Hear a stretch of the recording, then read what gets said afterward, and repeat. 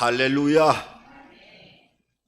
오늘도 하나님의 은혜와 평안이 여러분들의 모든 삶 속에 덧입혀질 뿐만 아니라 오늘 하나님 주시는 말씀이 우리의 영혼과 육체 안에 온전히 묵상되어지는 은혜를 통해서 시편 1편에 약속되어 있는 말씀처럼 시절을 쫓아 과실을 맺으며 그 잎사이가 마르지 아니한 같이 모든 행사가 형통되어지는 은혜와 복을 여러분이 안고 일어서는 모든 삶의 영역에서 경험되어지는 은혜를 입을 수 있는 여러분들이 되기를 주님의 이름으로 축원합니다.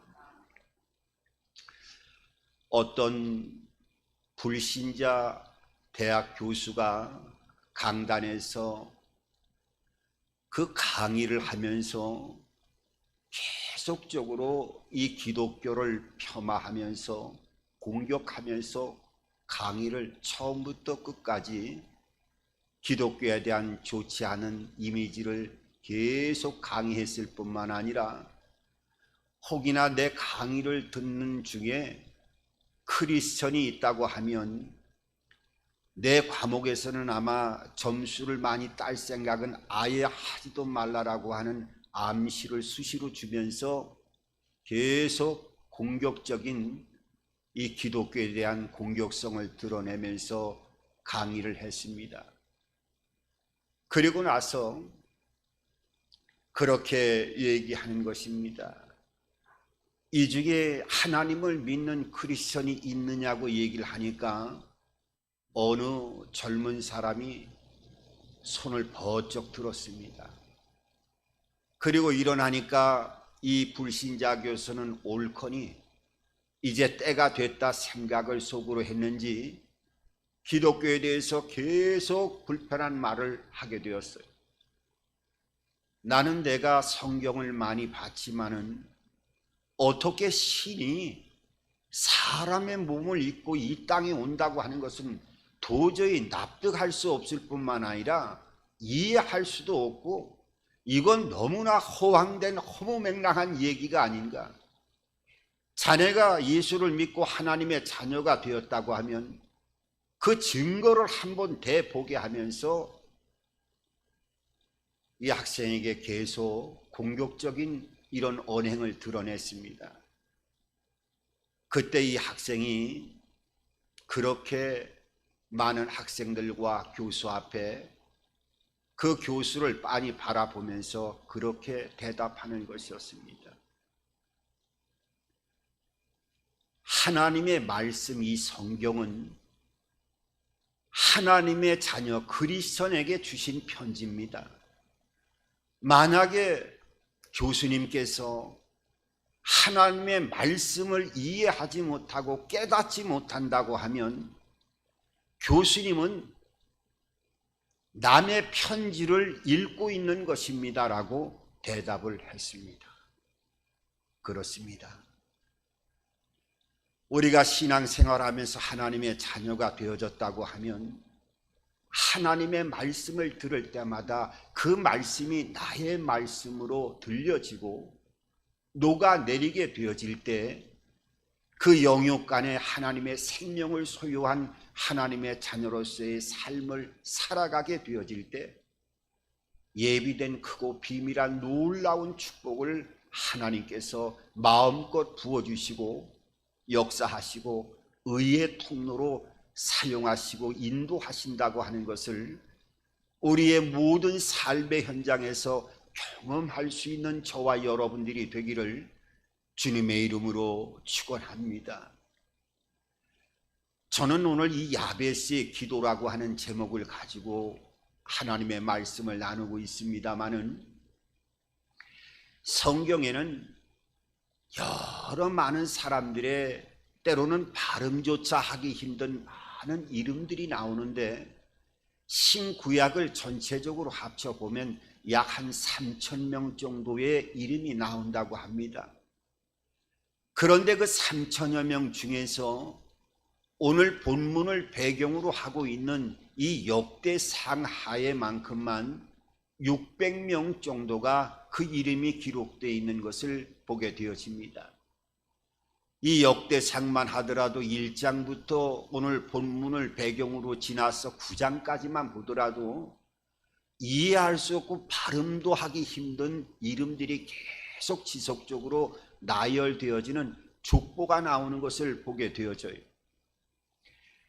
오늘 여기에 보면 이 야베스라고 하는 사람의 이야기가 이 역대상 4장 9절과 10절 이 본문에만큼 이 야베스라고 하는 사람의 이름을 지금은 모르겠습니다. 원래 좀 지났습니다마는 2000년도지 아마 그 2000년도에 브루스 윌킨스라고 하는 성경 교사이자 박사이신 분이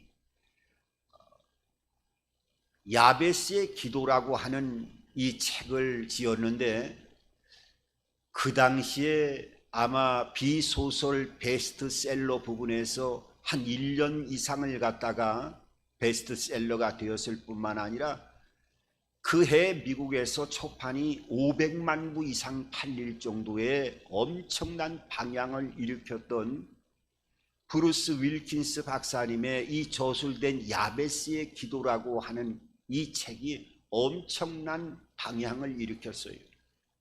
그런데 가만히 보면은 아니 그 당시에는 야베스라고 하는 사람을 지금은 뭐 성경적으로도 여러 가지 또 우리가 앉아서 만나서 말씀을 읽고 듣는 것보다도 컴퓨터라든지 이런 온라인 여러 형태를 통해서 이 전파가 빠르게 교육을 받다 보면 교육의 지식도 상당히 빛의 속도로 많은 것들을 접하게 되어지는데 사실 2000년도만 하더라도 이 구약학자라든지 특별히 신학자를 제외하면 야베스라고 하는 사람에 대해서 사실 생소한 이름을 가진 그 이름을 가진 사람이 야베스라고 하는 사람입니다.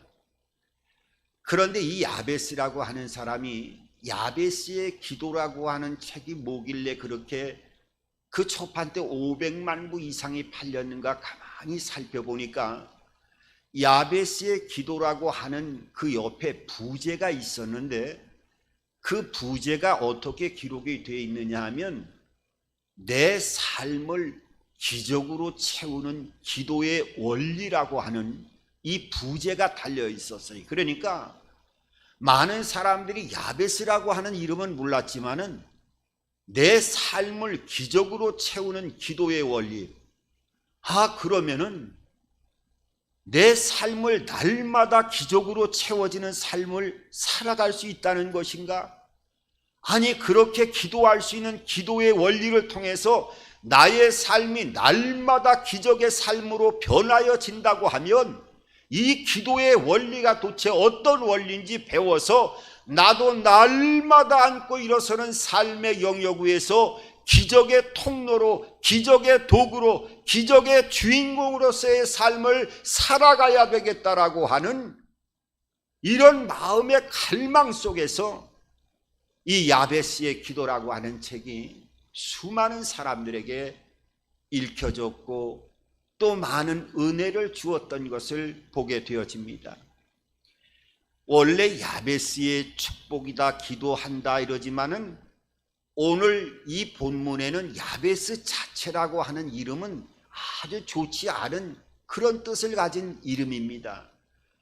오늘 역대상 본문의 9절에는 그 이름의 뜻을 성경은 분명하게 보여주고 있는데 어머니가 자식을 낳다 얼마나 난산을 했는지 고통 가운데 너무 고통스럽다 해가지고 그 난산 가운데 태어난 아이의 이름을 뭐라고 지어줬느냐 하면 야베스라고 지어줬어요. 그러니까 야베스라고 하는 이름의 뜻은 고통을 불러오다, 고통, 절망이라고 하는 뜻을 가지고 있는 거예요.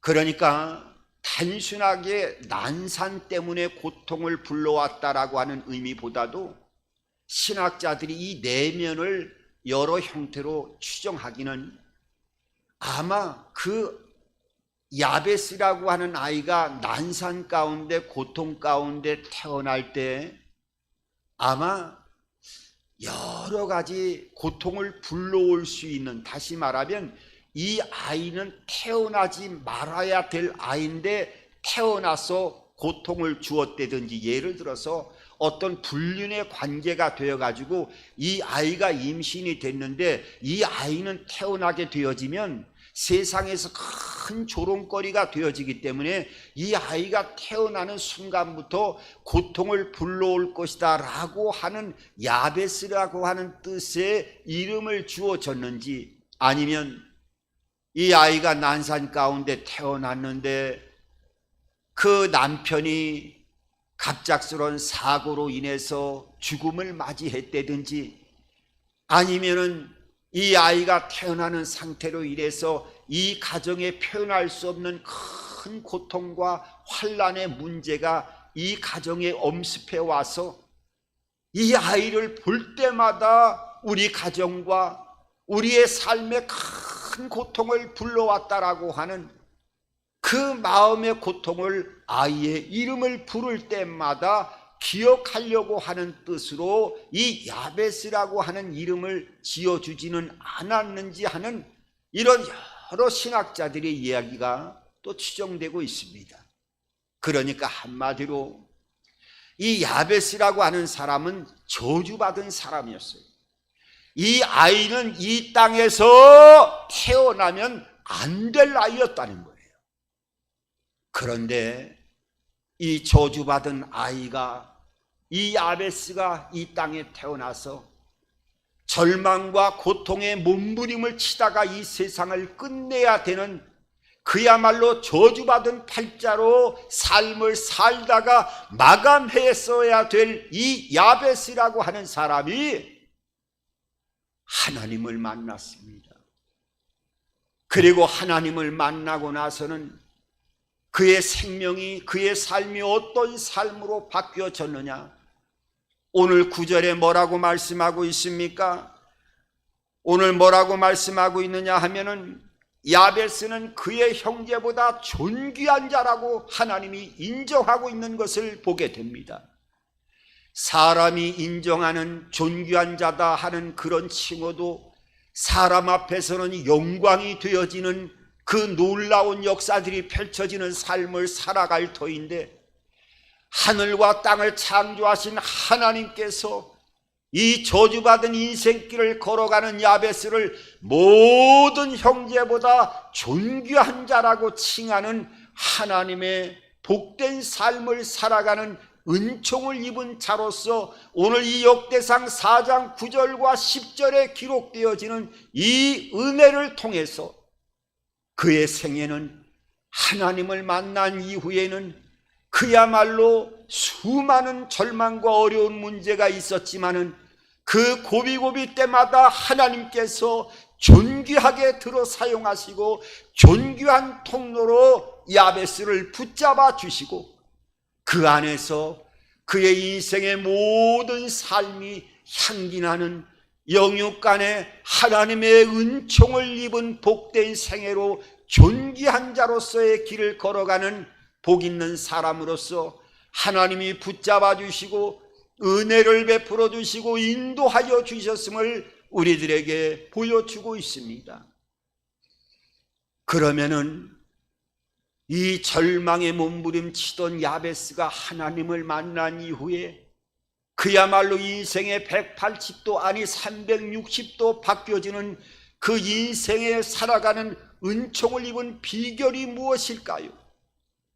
오늘 성경은 이 짧은 구절은 그의 출생의 비밀을 보여주고 있고, 그 10절에는 그가 어떤 삶을 살아왔는가 하는 것을 단정할 수 있는 하나님과의 관계에서 나오는 두 가지의 기도 비밀을 갖고 있었는데, 그 두 가지 기도의 비밀을 통해서 그가 하나님과의 관계에서 어떤 삶을 살아갔는가 하는 것을 추정해보고 그 삶의 발자취를 볼 수 있는 하나님의 손길이 오늘 이 10절에 야베스가 하나님 앞에 기도하는 이 기도의 두 가지 제목을 통해서 보여주고 있습니다.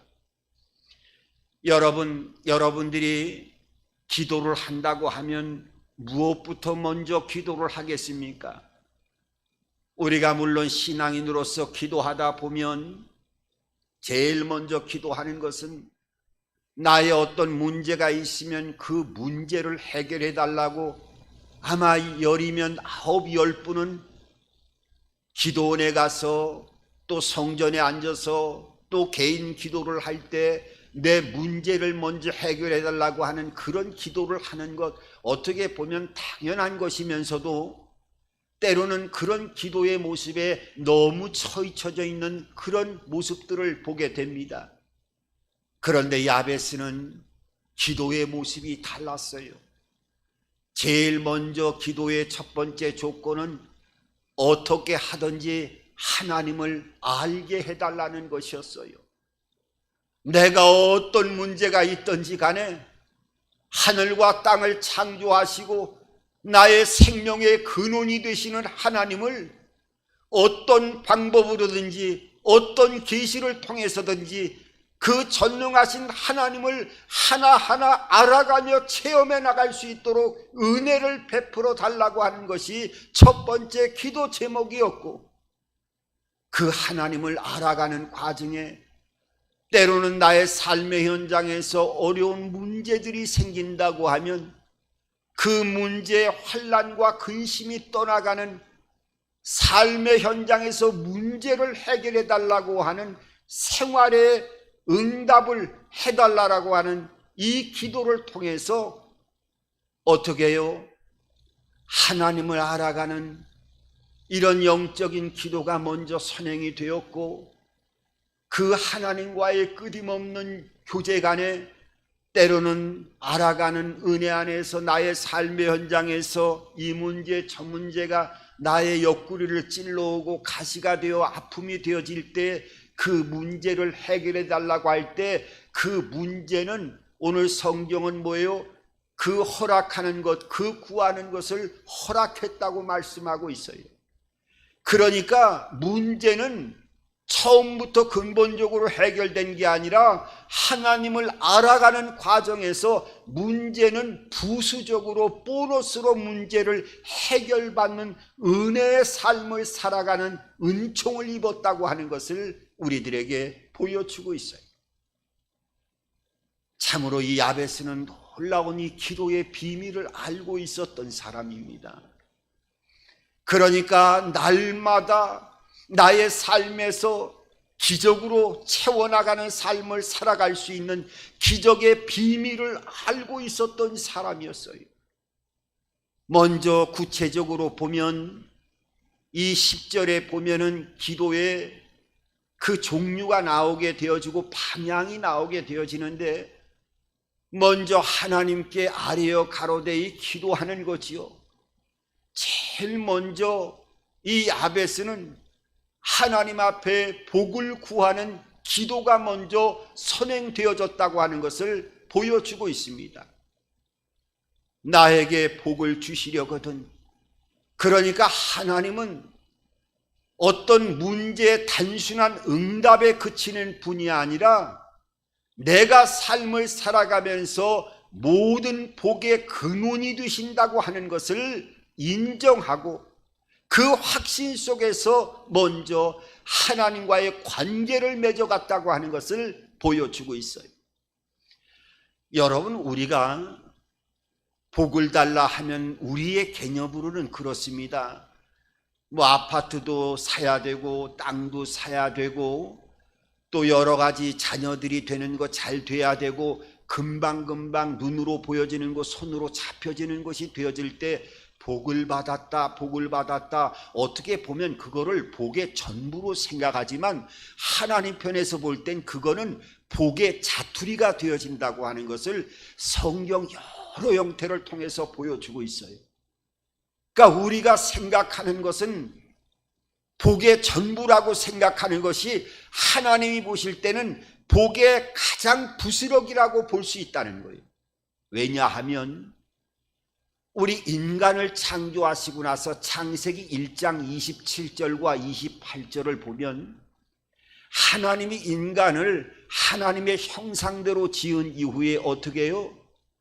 그들에게 복을 주시고 생육하고 번성하고 땅에 충만하라 말씀하고 있어요.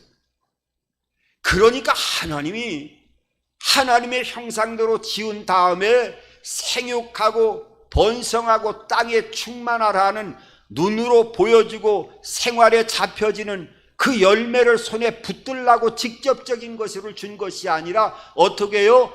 복을 주신 이후에 생육하고 번성하고 땅에 충만하라고 말씀하고 있어요. 여러분, 이 복은 그러니까 마치 소켓과 같은 거죠. 우리가 비싼 TV를 산다든지 비싼 냉장고를 산다든지 또 뭐 여러 가지 기계 장치를 하는 좋은 부품들을 비싸게 사서 활용하지요. 그런데 그 기계 장치 안에는 그 나름대로의 기계를 작동할 수 있는 버튼들이 다 있어요. 밥솥에도 있고 또 전기 우리가 냉장고에도 다 있고 아주 귀한 비싼 TV에도 각각 기계마다 그 전원을 켤 수 있는 또 끌 수 있는 작동할 수 있는 버튼들이 다 있죠. 그런데 아무리 좋은 기계라고 하더라도 전선에서 이 소켓에서 전기가 연결되어 있지 않으면 절대로 이 기계는 어떤 방법으로 작동을 한다 할지라도 작동을 할 수가 없는 거예요. 다시 말하면 하나님이 생육하고 번성하고 땅에 충만하라고 한 것은 이것은 내가 손으로 붙잡고 열매를 맺어 나가는 결실을 이루기 전에 하나님의 전기가 되어지는 소켓에 그 본체가 연결되어 있어야 하나님은 그 역사를 통해서 영육 간의 여러 형태를 통해서 전원이 공급됨을 통해 가지고 TV가 켜질 수도 있고 냉장고가 켜질 수도 있고 밥솥이 켜질 수도 있고 우리의 영육 간의 여러 형태를 통해서 표현할 수 없는 그 하나님과의 전원이 공급됨을 통하여 영육 간의 은혜와 역사가 나타나는 놀라운 기이한 일들이 하나님과의 접붙임을 받을 때 어떤 것을 특정할 수 없는 은혜와 은총이 우리의 삶 가운데 펼쳐지는 것, 이것이 바로 하나님께서 우리에게 주신 복이라고 하는 것을 알아야 돼요. 그래서 창세기 5장 2절에도 그렇게 말씀합니다. 남자와 여자를 창조하시고 그들에게 복을 주신 이후에 그들을 사람이라 일컬었더라. 사람이 사람다워지기 위해서는 먼저 하나님의 복을 받아야 된다고 하는 것을 말씀하고 있어요. 그러니까 하나님의 복은 어떤 열매를 직접적으로 준 것보다도 이건 하나의 하나님의 복 안에 포함되어 있는 자투리의 부스러기에 불과한 것이고, 하나님이 주시는 것은 하나님의 본체 안에 연합되어지고 붙어있게 되어질 때 전능하신 하나님, 생명의 주가 되신 하나님으로부터 흘러나오는 놀라운 표현할 수 없는 속성, 은총을 말씀하고 있어요. 여러분, 창세기 12장에도 아브라함에게 택하시고 복을 주실 때 어떻게 했어요?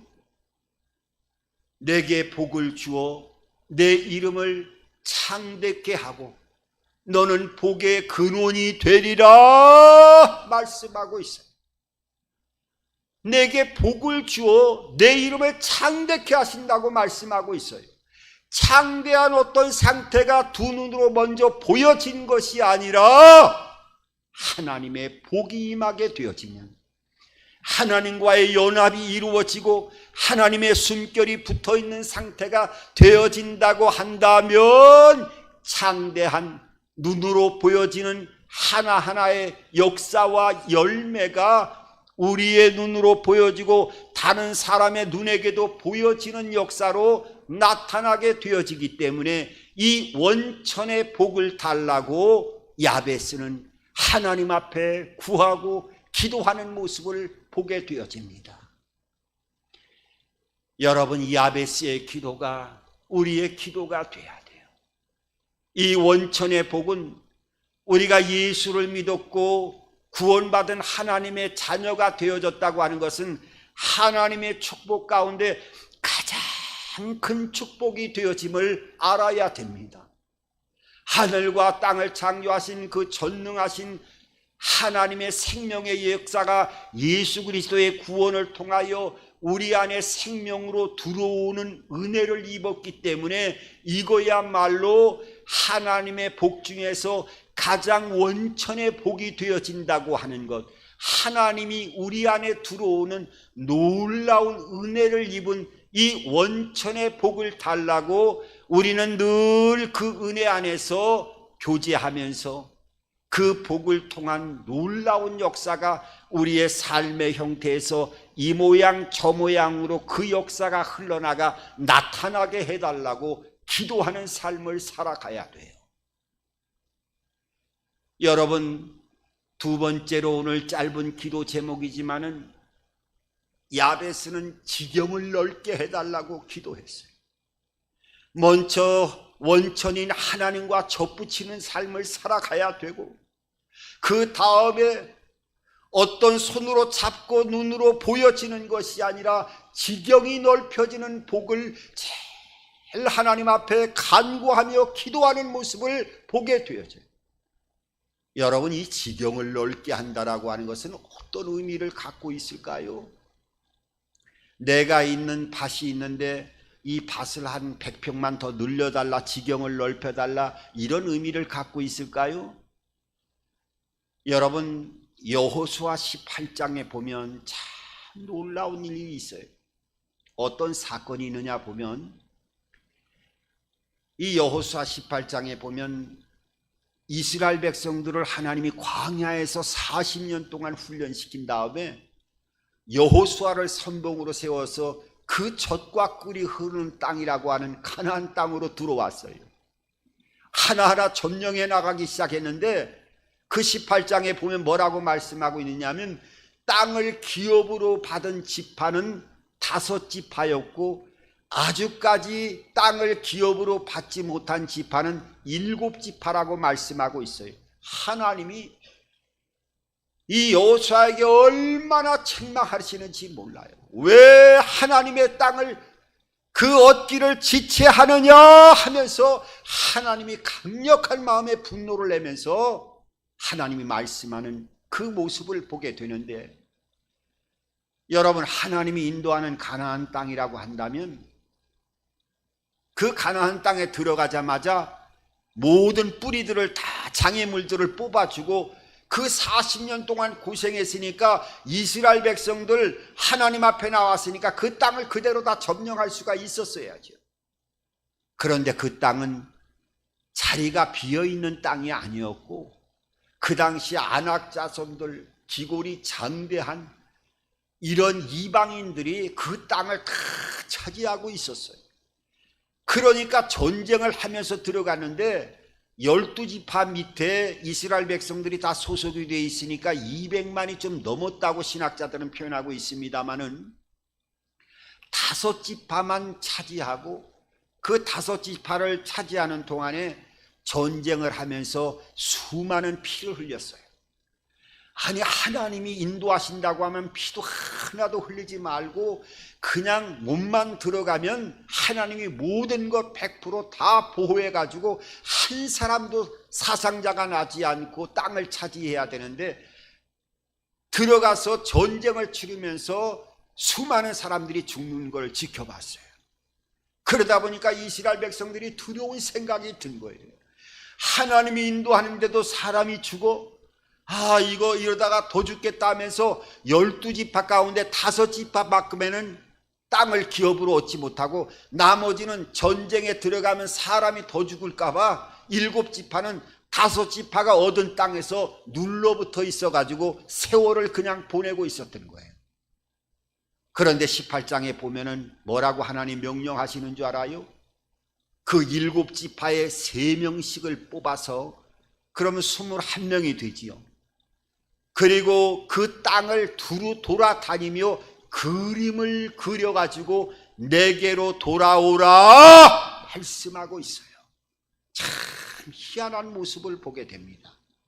아니, 하나님이 가서 하나님이 점령하고 하나님이 땅을 좀 이렇게 청소를 해주면 나가면 우리가 거기서 말씀을 따라서 잘 살면 되는 것이지, 왜 그 땅을 가가지고 남이 살고 있는 땅을 가지고 그림을 그리라고 얘기하고 그 그림을 가지고 어떻게 해요?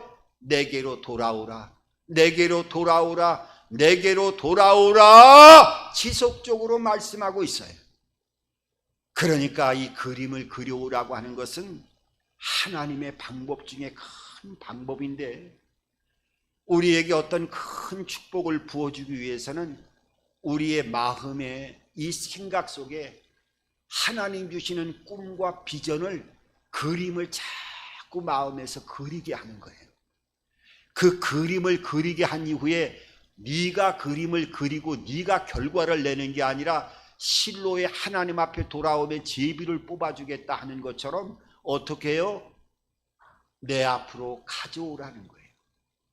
그러니까 하나님은 우리의 삶의 현장에서 이 지경을 넓혀지는 축복은 어떤 설계도, 어떤 열매를 얻기 전에 먼저 마음의 축복의 설계도가 끊임없이 꿈과 비전을 통해서 마음의 그림을 그리게 하고, 그 그림 그린 것을 하나님이 도우심을 통해 가지고 내게 돌아오라, 돌아오라, 돌아오라, 내가 그것에 제비를 뽑고 내 숨결을 부어줄 때만이 완벽한 응답으로 나타나게 되어진다라고 하는 것을 여호수아 18장에 있는 말씀을 통해서 지경이 넓혀지는 은혜를 보여준 것처럼, 오늘도 지경을 넓게 해달라 하면서 어떻게 해요? 나를 도와달라고 오늘 성경은 말씀하고 있어요. 나를 도우사. 이 도와달라고 하는 것은 하나님 앞에 전적인 모든 것을 맡기고 하나님이 아니고서는 나를 도울 사람이 없습니다라고 하는 이런 뜻을 가지고 있는데, 이것은 10절에 하나님께 아뢰어 가려다 할 때 이 아뢰다라고 하는 말은 원문을 보면 카라라고 하는 동사를 사용하고 있는데, 이 카라라고 하는 말은 뭐예요? 부르짖다라고 하는 말이에요. 아주 소리를 지르면서, 큰 소리를 지르면서 창자가 찢어질 듯한 고통을 갖고 하나님 앞에 부르짖는 관계에서 오는 어떻게 해요? 도우심을 얘기하는 거예요. 그러니까 하나님만이 나를 반드시 도와주시고 하나님이 나를 도와주시지 않으면 절대로 나는 아무것도 할 수가 없습니다라고 하는 것을 하나님과의 관계를 통해서 이 야베스가 하나님 앞에 기도하는 모습을 보게 되는 겁니다. 그러니까 지경을 넓게 해달라고 하는 꿈과 비전으로 그림을 그린 것을 하나님 앞에 내어놓고 하나님 앞에 진짜 힘과 능력과 권능으로 나를 도와주심을 바라고 체험되어지는 삶을 이 야베스는 살아갔다는 거예요. 그리고 어떻게 해요? 마지막에 보니까 환난과 근심을 벗어나 나를 벗어나게 해달라고 말씀하고 있어요. 이건 참 우리가 성경을 잘 살펴봐야 돼요. 환난과 근심, 환난을 벗어나 근심이 없게 해달라고 말씀하고 있어요. 그러니까 환난을 없애달라고 얘기한 것이 아니라 환난을 벗어나게 해달라고 얘기하고 있어요. 이건 뭐냐 하면 우리의 삶을 살아가는 동안에는 고통과 어려움이 없을 수가 없습니다. 그런데 이것 자체를 완전히 없애달라고 한 것이 아니라 그 환난과 고통을 내가 품고 하나님의 평강을 받아 누려나갈 수 있는 능력을 달라고 기도한 모습을 보게 되어져. 참 놀랍지 않습니까? 여러분, 우리가 하나님의 능력을 입고 은혜를 입으면요, 어떤 문제가 있으면 그 문제를 해결할 수 있으면 해결할 수 있는 하나님이 능력을 주고 권능을 주고 열정을 줘서 문제를 해결하게 합니다. 그런데 문제를 진짜 해결할 수 없다라고 하는 것이 판단되어지면, 그 예전에는 생떼를 쓰고 몰랐지만은 그 문제가 해결되지 않는 것은 문제를 받아들일 수 있는 고요한 마음을 중에서 하나님이 평안을 누려나가게 해주는 놀라운 역사를 베풀어 주셔요.